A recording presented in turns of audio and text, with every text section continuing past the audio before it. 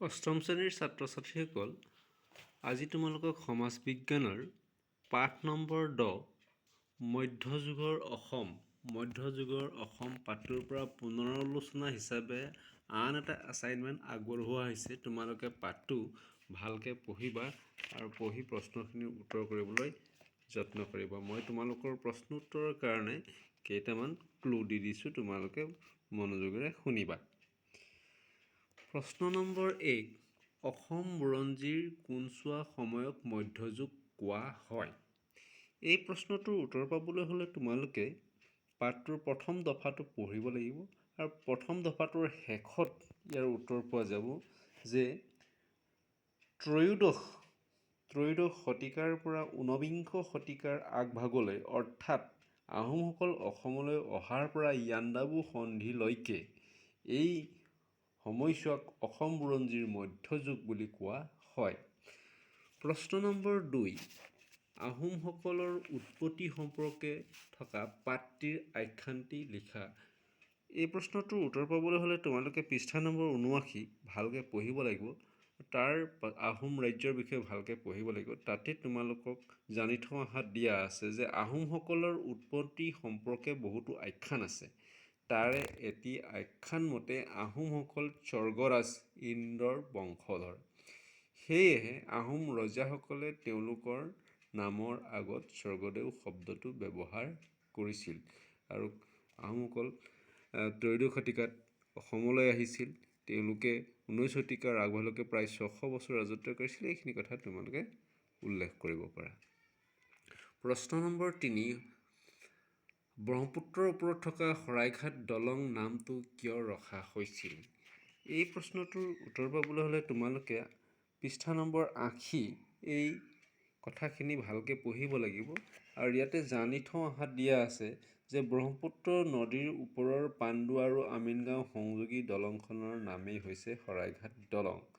যিহেতুকে শৰাইঘাট নামে ঠাইডোখৰত আহোম আৰু মোগলৰ যুদ্ধ হৈছিল আৰু এই যুদ্ধত আহোম সেনাপতি লাচিত বৰফুকনে মোগল সেনাক 1671 খ্ৰীষ্টাব্দত পৰাজিত কৰি অসমৰ গৌৰৱ উদ্ধাৰ কৰিছিল।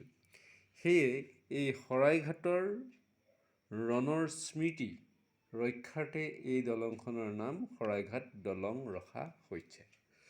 প্ৰশ্ন নম্বৰ 4, কোনছোৱা সময়ক আহোম ৰাজত্বকালৰ সংকটকাল বোলা হৈছে?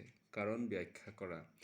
আমি যদি একাদিক্ৰমে চাওঁ, এই প্ৰশ্নটোৰ উত্তৰ পাবলৈ হ'লে তোমালোকে 81 পৃষ্ঠা ভালকৈ চাবা যে চন অনুসৰি 1769 খ্ৰীষ্টাব্দত স্বৰ্গদেউ লক্ষীসিংহ আহোম সিংহাসনত আৰোহণ কৰাৰে পৰা আহোম ৰাজ্যৰ পতন আৰম্ভ হয়।